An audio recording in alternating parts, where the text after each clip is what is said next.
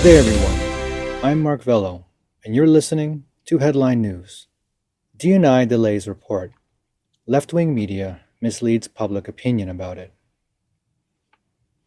The U.S. Office of the Director of National Intelligence, ODNI, announced on December 16th that the intelligence community's classified assessment on foreign threats to the 2020 U.S. election, originally scheduled for December 18th, will be delayed.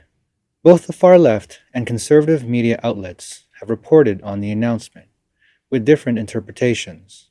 Fox News, citing sources, reports that there is not yet a consensus within the intelligence community on the perception that China, or the Chinese Communist Party, sought to influence the 2020 presidential election.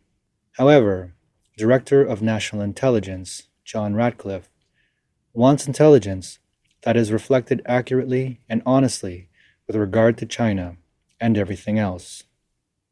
Breitbart reported that Ratcliffe considered not signing the assessment report if it did not accurately reflect an ongoing debate among the intelligence community's career analysts over the Chinese Communist Party, CCP's, attempts to influence American voters in the 2020 election. Ratcliffe is concerned that the report is being politicized, in other words, obscuring the intelligence community's real and growing concerns about the CCP. Let's take a look at the left-wing-media Bloomberg report titled, Trump Spy Chief Stirs Dispute Over China Election Meddling Views. The article says that the Director of National Intelligence has considered submitting a report to Congress on foreign interference in the election, with China as the main interfering country. However, according to the provisions of Trump's Executive Order 13484, the Director of Intelligence's report is only available to the President, the Secretary of State, the Secretary of the Treasury, the Secretary of Defense, the Attorney General, and the Secretary of Homeland Security. Congress is not named, and therefore not allowed access. The Bloomberg article raised numerous questions about the left-wing media's predetermined bias of the report, arousing public opinion for the Democrats to boycott the report. First, Bloomberg media deliberately steered public opinion on two fronts. On the one hand, it said that numerous U.S. intelligence agencies have concluded that Russia was seeking to interfere in the U.S. election to help re-elect Trump and to smear Biden on social media. On the other hand, it said that the information on the CCP's interference in the U.S. election, with some of it in Mandarin Chinese, was only recently obtained and needs to be assessed before it can be used. An analysis suggests that the reason why these left-wing media outlets are relegating the evidence as unusable before the assessment report comes out is because this evidence is simply too conclusive. In this article, Bloomberg also has tried to downplay the credibility of the Director of National Intelligence as much as possible. Isn't this deliberately misdirecting public opinion and trying to cut the power of the report? Economist He Qinglian commented, "It is unnecessary to state publicly whether this report will be submitted, nor is it necessary to inform the Democratic Party of its contents. But through this article, I know that this is indeed a sore point for the Democratic Party. This is the only way to pinch the sore spots of those who tampered with the election." Scholar and historian Jianglin Li tweeted, according to Executive Order 13484, it was determined that foreign powers interfering in the election could have their property confiscated, and based on that, it is legal for the U.S. Marshals to storm SolarWinds headquarters and take anything. Guess this move is already underway.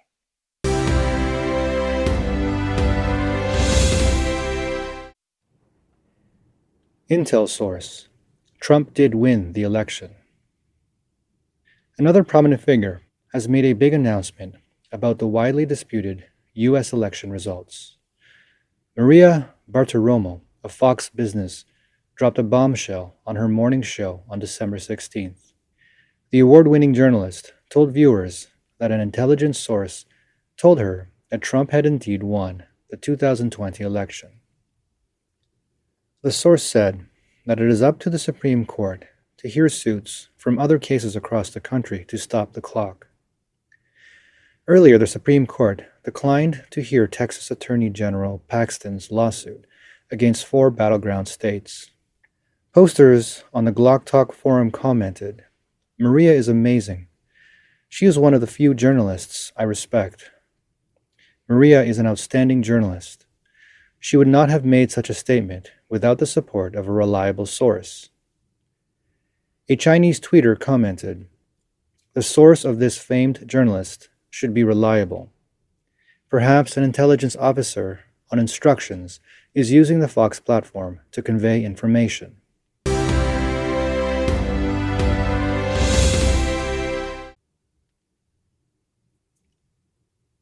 Democrats tear off the mask, send documents to Biden's team.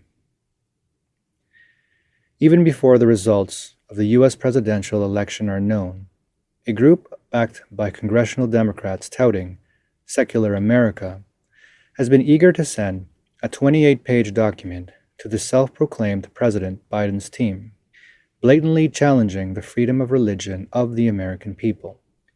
Democrats are demanding that the Biden team silence conservative Christians, remove them from public office, and conduct a so-called re-education of President Trump's voters. The document was introduced by Maryland Representative Jamie Raskin and California Representative Jared Huffman and approved by California Congressman Jeremy McNerney. The document calls for the Biden team to purge social conservatives at all levels of government, labeling them as white nationalists and conspiracy theorists. Conservative radio host Brannon House aired the document on his show Monday night, saying they have no problem with churches in general, only with conservative churches that voted for Donald Trump, and that leftists have blended into the neo-evangelical community and are the ones pushing this. Democrats are making a list of enemies and setting their sights on the traditional Catholic community, as well as the conservative evangelical Protestant community, both of which voted for Donald Trump. House said, "The left is demanding that as long as you're teaching a leftist progressive socialist religiosity, you'll be just fine. But if you preach anything that is wrapped around a Judeo-Christian value system, they're coming after you. They're telling Biden not to use the term Judeo-Christian, simply because they do not like that term." The document demonizes conservative Christians as enemies of the state, equating them with white nationalists and white supremacists, which is code for fascism on the left and deserves extreme retribution and exclusion from society. Trevor Loudon, a writer and filmmaker specializing in historical communist revolutionary movements, believes this document is their way of asking Biden and Harris to give up religious freedom in America. Although they do not call themselves communists, radical Democrats plan to start a similar cultural revolution in the United States after Biden takes power, Loudon said. The Democratic Party is now a Marxist party. This document is aimed at the Marxists' main enemy in this country, which is traditional Christianity. It's very, very clear.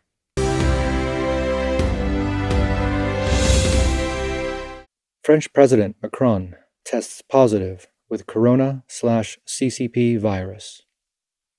The French presidential palace, the Élysée, announced in the morning of December 17th that President Macron had been diagnosed with the coronavirus, also known as CCP virus. He would be in quarantine for 7 days and would continue to work remotely. The Élysée issued a brief statement on the 17th that President Macron had undergone a test immediately after the onset of early symptoms and will self-isolate for 7 days in accordance with French epidemiological guidelines. The statement also said that 42-year-old Macron would continue to work remotely, although no further details about his health were revealed. It is not clear what kind of contact tracing is being done, though officials at the Élysée Palace said Macron is trying to assess where he may have contracted the virus. Macron reportedly chaired the weekly cabinet meeting on the 16th and met with Portuguese Prime Minister Antonio Costa on the same day. Macron also had a working dinner with Spanish Prime Minister Pedro Sanchez, European Council President Charles Michel, and OECD Secretary General José Ángel Gurría at the Élysée Palace on the 14th. The Spanish Prime Minister's office said on the 17th that Sanchez will suspend public activities and be in quarantine until December 24th. In addition, Macron was in Brussels last weekend, on December 10th and 11th, to participate in a summit of European Union leaders. French Prime Minister Jean Castex will self-isolate for 7 days due to contacts with Macron over the past few days. French Health Minister Olivier Véran will present the government's vaccine program to the upper house in the Prime Minister's place. The day before Macron was diagnosed, former Swiss President Flavio Cotti, at the age of 81, was said to have died after contracting the virus. Cotti, who has also served as Switzerland's Foreign and Interior Minister, was known for his work on bringing Switzerland closer to international organizations. The local newspaper in Ticino, the Italian-speaking part of Switzerland, was the first to report Cotti's death. According to the report, Cotti died in a hospital in Locarno on the afternoon of the 16th after experiencing complications from the CCP virus. This concludes today's broadcast. Thank you for your time, and stay tuned for the next headline.